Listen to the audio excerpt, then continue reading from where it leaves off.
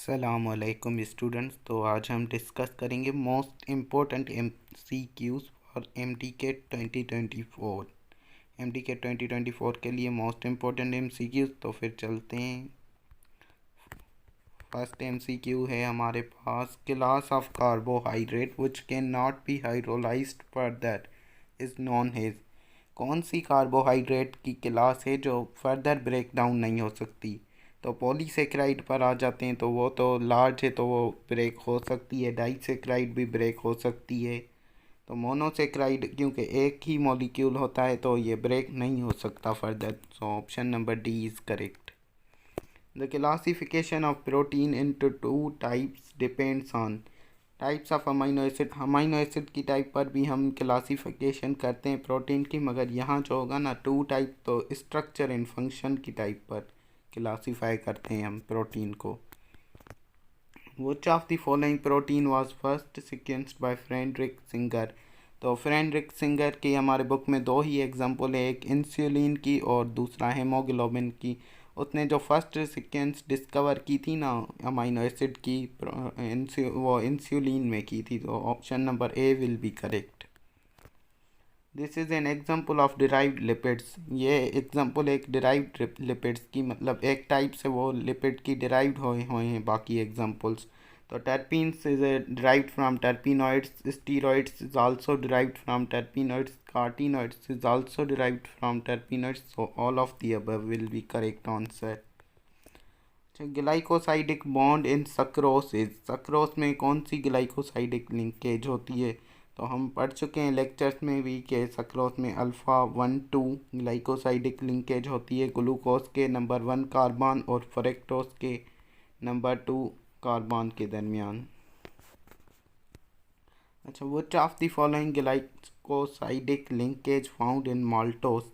जब दो ग्लूकोज मिलते हैं तो माल्टोस बनता है। तो हमारे पास एक ग्लूकोज का नंबर 1 कार्बन होता है, दूसरे का number 4।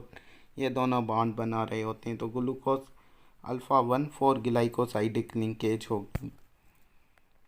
The branch of biology which deals with the study of chemical compounds and the chemical process in the living organisms is called chemistry। तो ब्रांच ऑफ बायोलॉजी, तो केमिस्ट्री तो biology की branch नहीं है। तो बायोकेमिस्ट्री एक ऐसी branch है, हम पढ़ चुके हैं कि जिसमें हम केमिकल कंपाउंड्स, लिविंग ऑर्गेनिजम्स में केमिकल कंपाउंड्स को पढ़ते हैं। So generally fats with unsaturated fatty acids are dash at room temperature। Unsaturated fatty acid यानी कि ऑयल, वो रूम टेम्परेचर पर सेम कंडीशन में ही रहते हैं, लिक्विड होते हैं तो लिक्विड में ही रहते हैं। जबकि सेचुरेटेड फैटी एसिड्स जो होते हैं वो हमारे पास रूम टेम्परेचर पर सॉलिड में हो जाते हैं कन्वर्ट, मगर जो अनसेचुरेटेड होते हैं वो लिक्विड ही रहते हैं। तो option number B is correct.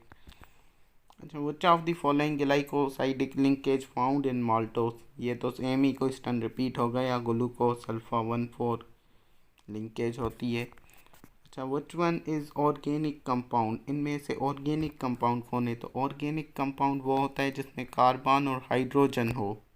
तो ये नंबर 1 ऑप्शन तो गलत हो जाएगा, क्योंकि कार्बन डाइऑक्साइड CO2 कार्बन है मगर हाइड्रोजन नहीं है।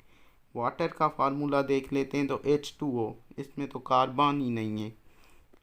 लिपिड्स ऑर्गेनिक कंपाउंड है, इनका फार्मूला होता है CHO, और HCl में तो कार्बन ही नहीं है, तो ये नहीं हो सकता। Lipids is the organic compound. अच्छा, the simplest amino acid with hydrogen atom has an R group is. वो कौन सा अमाइनो एसिड है जिसमें रेडिकल ग्रुप पर हाइड्रोजन लगा हुआ होता है और वो सिंपलेस्ट अमाइनो एसिड कहलाता है? तो वो है ग्लाइसिन, जिसमें रेडिकल ग्रुप में H अटैच होता है। Starch, glycogen and cellulose are the example of. तो डाइसेक्राइड के ये एग्जाम्पल नहीं है। डाइसेक्राइड में सक्रोस आ जाता है, लेक्टोस आ जाता है, माल्टोस आ जाता है। ओलिगोसेक्राइड के भी नहीं है, मोनोसेक्राइड के भी नहीं है। ये लार्ज मॉलिक्यूल्स पॉलीसेक्राइड की एग्जांपल हैं, स्टार्च, ग्लाइकोजन एंड सेल्यूलोज। अच्छा, मायोग्लोबिन इज़ अ। मायोग्लोबिन हम पढ़ चुके हैं कि टर्शियरी स्ट्रक्चर होता है मायोग्लोबिन का, और ये मसल्स में पाई जाती है। तो protein with tertiary structure. Which of the following is true about the pH of water. अच्छा, पीएच पूछ रहा है वाटर की, तो वाटर की पीएच 7 होती है। अबव 7 जो पीएच होती है वो बेसिक कहलाती है, 7 से ज़्यादा। अगर 7 से कम होगी तो वो एसिडिक कहलाएगी, 7 होगी तो वो न्यूट्रल कहलाएगी। तो वाटर की पीएच जो होती है वो न्यूट्रल होती है। Maltose is a disaccharide of. हम पढ़ चुके हैं कि दो ग्लूकोज जब भी मिलते हैं तो माल्टोस बनता है। तो माल्टोस जो होगा वो ग्लूकोज प्लस ग्लूकोज का डाइसेक्राइड होगा। So option number B. Cellulose is a polymer of. Cellulose किसका पॉलीमर है? तो सेल्यूलोस जो है बेसिकली वो पॉलीमर है ग्लूकोज का। सेल्यूलोस खुद पॉलीसेक्राइड है और बहुत सारे ग्लूकोज से मिलकर बनता है। Which one is the basic element of organic compound. Organic compound का कौन सा एलिमेंट बेसिक एलिमेंट है? ऑक्सीजन तो नहीं हो सकता, हाइड्रोजन को अभी छोड़ दें, सल्फर नहीं हो सकता, कार्बन और हाइड्रोजन के दरमियान। तो जो कार्बन होता है ना वो मोस्ट इसेंशियल बेसिक एलिमेंट होता है, बगैर कार्बन के कोई ऑर्गेनिक कंपाउंड नहीं होता। So carbon, option number D will be correct answer. Unsaturated lipids fats are usually derived from which source out of the options given। तो हम पढ़ चुके थे कि जो सेचूरेटेड फैटी एसिड होते हैं वो हमारे पास एनिमल्स से पाए जाते हैं, और जो अनसेचूरेटेड होते हैं फैट्स लिपिड्स वो हमारे पास प्लांट से पाए जाते हैं ज़्यादातर। तो plant species are the main source of the fats. अच्छा, the percentage of carbohydrate in the bacterial cell is. Carbohydrate की परसेंटेज बैक्टीरियल सेल में, तो ये बिल्कुल रटे वाला क्वेश्चन है। ममेलियन सेल में 4% होता है जबकि बैक्टीरियल सेल में 3%। अच्छा, द ग्लाइकोसाइडिक बॉन्ड इज़। जो कि ग्लाइकोसाइडिक बॉन्ड कार्बोहाइड्रेट्स में पाया जाता है और ये बॉन्ड होता है कार्बन और हाइड्रोजन के दरमियान। Option number C will be correct. In haemoglobin each beta chain contains. हम पढ़ चुके थे कि हेमोग्लोबिन का क्वॉटरनरी स्ट्रक्चर होता है, 2 अल्फ़ा चेन्स होती हैं और 2 बीटा चेन। एक अल्फ़ा चेन में 141 अमीनो एसिड होते हैं और एक बीटा चेन में 146 अमीनो एसिड्स होते हैं। अच्छा, messenger RNA is synthesized during. Messenger RNA कब बनता है? तो ये भी हम पढ़ चुके हैं, जब ट्रांसक्रिप्शन प्रोसेस होता है तो मैसेंजर आरएनए बनता है जो कि इंफॉर्मेशन लेता है डीएनए से। वही से haemoglobin is composed of 574 amino acid. It has a. तो हेमोग्लोबिन के पास बोल रहा है कौन सा स्ट्रक्चर है, 574 अमीनो एसिड से मिलकर हेमोग्लोबिन बनता है, लेकिन इसका स्ट्रक्चर जो है वो क्वॉटरनरी स्ट्रक्चर है। अच्छा, lipoproteins are formed by combining.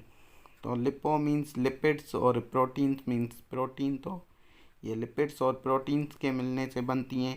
तो कार्बोहाइड्रेट्स एंड लिपिड्स ये नहीं हो सकता। प्रोटीन्स एंड फॉस्फोलिपिड्स, फॉस्फोलिपिड जो है वो लिपिड्स की टाइप है, तो ये सही है। न्यूक्लिक एसिड तो नहीं हो सकता। Amino acids and fatty acids ये भी नहीं हो सकता। The sugar which is present in a nucleotide. तो न्यूक्लियोटाइड बेसिकली मोनोमर होते हैं डीएनए और आरएनए के, और इनमें पाई जाती है पेंटोज शुगर जो कि 5 कार्बन की होती है। So the number of calories required to raise the temperature of 1 gram of water from 15 to 16 centigrade is called। अच्छा, वो के number of calories, amount of calories जो रिक्वायर हो पानी का 1 ग्राम रेज करने के लिए from 15 degree centigrade to 16 degree centigrade is called. तो उसे हम कहते हैं specific heat of vaporization. Chemically carbohydrates are polyhydroxy of. अच्छा, तो कार्बोहाइड्रेट में एक कार्बन पर अल्कोहल लगा हुआ होता है OH ग्रुप, बाकी जो होते हैं उनमें होता है अल्डिहाइड या कीटोनिक ग्रुप होता है। तो both A and B are correct. Chemically carbohydrates are polyhydroxy of aldehydes or ketones.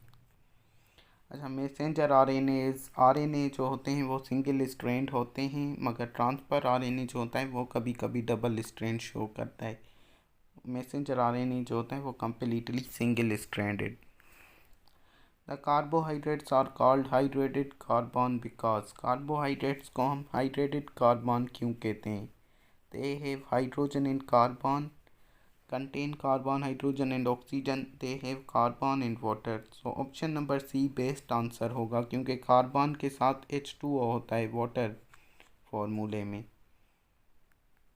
अच्छा, molecule in cell that carries codes from DNA in nucleus to the sites of synthesis of protein synthesis in cytoplasm. वो कौन सा molecule है जो DNA से information लेकर हमारे पास protein synthesis, जहाँ साइटोप्लाज्म में प्रोटीन सिंथेसिस होती है, वहाँ तक पहुँचाता है? तो वो मैसेंजर आरएनए होता है, mRNA। Which polysaccharide is the most abundant in earth? अर्थ में कौन सा पॉलीसेक्राइड है मोस्ट अबंडेंट है? तो ये सेल्यूलोस होता है, जो कि सबसे ज़्यादा पाया जाता है। The property of water due to which it works as a temperature stabilizer and hence protect living organisms from sudden thermal changes। तो ये वाटर की प्रॉपर्टी होती है क्योंकि water high specific heat capacity रखता है, बहुत सारी हीट बर्दाश्त कर सकता है, इसलिए वो प्रोटेक्ट करता है लिविंग ऑर्गेनिजम्स को सडन थर्मल चेंजेस, सडन जो टेम्परेचर में चेंजेस आते हैं उससे प्रोटेक्ट करता है लिविंग ऑर्गेनिजम्स को और स्टेबलाइज करता है टेम्परेचर को। People use glucose in summer season due to, summer season में वो लोग ग्लूकोज ज़्यादा क्यों यूज़ करते हैं? क्योंकि ये क्विक सोर्स है, ये जल्दी एनर्जी प्रोवाइड करता है। डिहाइड्रेशन होती है तो क्योंकि ये जल्दी एनर्जी प्रोवाइड करता है तो लोग ग्लूकोज ज़्यादा यूज़ करते हैं समर में। अच्छा, specific heat of vaporization of water is, तो ये 574 किलो कैलोरी पर केजी होती है specific heat of water, vaporization of water. Which of the following carbohydrate is tasteless? तो हम पढ़ चुके हैं जो कि polysaccharide large and complex sugar होती हैं वो टेस्टलेस होती हैं, जैसे कि वीट वगैरह। Lipid molecules can store the double amount of energy as compare to the same amount of carbohydrate because of the high number of, कह रहा है कि जो लिपिड मॉलिक्यूल हैं उनमें ज़्यादा एनर्जी पाई जाती है double as compare to carbohydrate. वो क्यों होता है? क्योंकि हम पढ़ चुके हैं कि high number of carbon hydrogen bonds, carbon hydrogen के दरमियान जो बॉन्ड होते हैं वो ज़्यादा होते हैं, ज़्यादा नंबर होता है कार्बन और हाइड्रोजन का as compare to carbohydrate. Dash is example of pure cellulose, pure form of cellulose. तो कॉटन में प्योर सेल्यूलोस पाई जाती है। अच्छा, fatty acids containing 18 carbon atoms and single double bond, single double bond बोल रहा है तो ये अनसेचुरेटेड फैटी एसिड होंगे, क्योंकि डबल बॉन्ड जब भी आता है तो अनसेचुरेटेड फैटी एसिड होते हैं, सिंगल बॉन्ड होता तो सेचुरेटेड। अच्छा, chemical components less in eukaryotic cell as compare to prokaryotic cells is और, वो कौन से केमिकल कंपोनेंट्स हैं जो कि eukaryotic less in eukaryotic cell में कम होते हैं मगर प्रोकैरियोटिक सेल में ज़्यादा होते हैं? तो लिपिड्स तो यूकैरियोटिक में ज़्यादा होते हैं, इधर बोल रहा है यूकैरियोटिक में लेस कौन से होते हैं? कार्बोहाइड्रेट्स भी यूकैरियोटिक में ज़्यादा हो रहा है तो यह भी नहीं होगा। प्रोटीन्स भी यूकैरियोटिक में ज़्यादा होती हैं, तो डीएनए जो होता है ना वो प्रोकैरियोटिक यानी कि बैक्टीरिया, साइनोबैक्टीरिया में ज़्यादा होता है क्योंकि वो जल्दी रिप्रोडक्शन करते हैं। तो option number D 4 is only correct, क्योंकि यूकैरियोटिक में डीएनए कम होता है और प्रोकैरियोटिक में डीएनए ज़्यादा होता है। DNA is the genetic material in, DNA genetic material है और ये किस किस में पाया जाता है? वायरसेस में भी डीएनए होता है, न्यूक्लिक एसिड वायरसेस में भी होता है, बैक्टीरिया में भी होता है यानी प्रोकैरियोटिक में, और यूकैरियोटिक्स में भी होता है। तो option number A will be correct. अच्छा, which of the following is a pyrimidine base found in DNA? अच्छा, पैरिमिडीन कौन सी है जो डीएनए में पाई जाती है? एडेनिन ये तो प्यूरिन होती है, और ये ग्वानिन ये भी प्यूरिन है। साइटोसिन जो है वो होती है हमारे पास पैरिमिडीन और ये डीएनए में पाई जाती है। यूरेसिल भी पैरिमिडीन है मगर ये आरएनए में पाई जाती है, डीएनए में नहीं। So option number D will be correct. Who was the first originator of double helix model? जो डीएनए का डबल हेलिक्स मॉडल है वो फर्स्ट दिया था James Watson and Franks Crick ने। तो both A and B will be correct. The DNA are deoxyribonucleic acid, जो कि डीएनए की फुल फॉर्म है deoxyribonucleic acid, is composed of तो शुगर। जी हाँ, डीएनए में पेंटोज शुगर होती है, फॉस्फेट बैकबोन भी होती है और नाइट्रोजीनियस बेसिस भी अटैच होती हैं। तो all of them will be correct answer. अच्छा, which of the following RNA are the most abundant in animal cell? इनमें से कौन सा आरएनए है जो मोस्ट अबंडेंट सबसे ज़्यादा पाया जाता है एनिमल सेल में? तो वो है RNA, ribosomal RNA. Proteins comprise of dash percentage of the total dry weights of cell. Dry weight of a cell हम उसे कहते हैं अगर सेल में से पानी को रिमूव कर दिया जाए तो उसका रिमेनिंग मास जो होता है वो ड्राई वेट ऑफ सेल कहलाता है और उसमें 50% प्रोटीन होती है। Option number B will be correct. अच्छा, पेप्टाइड बॉन्ड इज, तो पेप्टाइड बॉन्ड हम पढ़ चुके हैं कि कार्बन और नाइट्रोजन के दरमियान होता है। तो option number A will be correct. Carbon और नाइट्रोजन के दरमियान जो लिंक होती है हम उसे पेप्टाइड बॉन्ड कहते हैं। Insulin molecule consist of dash polypeptide chains, तो हम इंसुलिन में पढ़ चुके हैं कि 2 पॉलीपेप्टाइड चेन्स होती हैं जो फ्रेडरिक सिंगर ने सीक्वेंस ऑफ अमाइनो एसिड्स में बताया था। अच्छा, ग्लाइकोलिपिड्स और complex lipids composed of, glycolipids किससे बने होते हैं? कॉम्प्लेक्स कंपाउंड हैं, एक किससे बने होते हैं? लिपिड्स। तो लिपिड्स हो गए, ग्लाइको मीन्स कार्बोहाइड्रेट्स, और simple sugar and nucleic acid, nucleic acid तो नहीं हो सकता। Fatty acids and nucleic acids ये भी नहीं हो सकता। Simple sugars and long fatty acids और alcohol. So option number C of is the correct. Simple sugar यानी कि कार्बोहाइड्रेट्स और फैटी एसिड और अल्कोहल हम उसे कहते हैं जिसमें जैसे कि लिपिड्स हैं वो अल्कोहल और फैटी एसिड के ही तो बने हुए होते हैं, इसलिए ऑप्शन नंबर सी करेक्ट होगा हमारा। The process in which polymers are broken down into simple molecules is called, वो कौन सा प्रोसेस है जिसमें बड़े मॉलिक्यूल ब्रेक होते हैं छोटे छोटे मॉलिक्यूल्स में? तो उसे हम कहते हैं हाइड्रोलाइसिस। कंडेंसेशन में तो बड़े मॉलिक्यूल बनते हैं और डिहाइड्रेशन कंडेंसेशन का ही दूसरा नाम है। अच्छा, the bond which is formed between N acid and alcohol bye condensation is called, acid और अल्कोहल के दरमियान जो बॉन्ड बनता है तो वो ईस्टर बॉन्ड होता है और ये हम लिपिड्स में पढ़ चुके हैं। वीडियो अच्छी लगी हो तो चैनल को सब्सक्राइब कर सकते हैं और दोस्तों के साथ शेयर करें ताकि उनकी भी हेल्प हो जाए।